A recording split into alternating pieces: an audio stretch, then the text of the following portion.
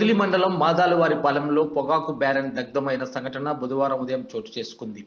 నుగ్గు శ్రీనివాసులు అనే రైతుకు చెందిన పొగాకు బ్యారెన్లో మంటలు రావడంతో స్థానికులు అగ్నిమాపక కేంద్రానికి ఫోన్ చేసి సమాచారం అందించి మంటలను ఆర్పడానికి ప్రయత్నించే క్రమంలో అగ్నిమాపక సిబ్బంది వచ్చే మంటలను అదుపు చేశారు. సుమారు 5 లక్షల రూపాయల పైగా నష్టం వాటిల్లిందని ప్రాథమిక అంచనా వేశారు. సంబంధించిన పూర్తి వివరాలు తెలియాల్సి ఉంది.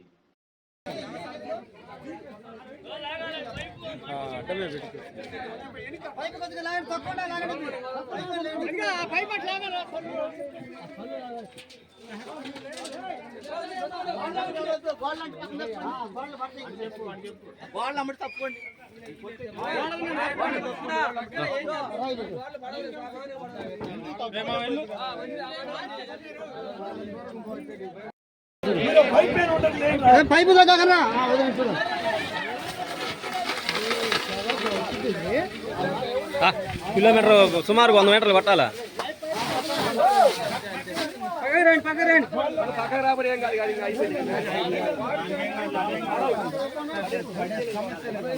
అటు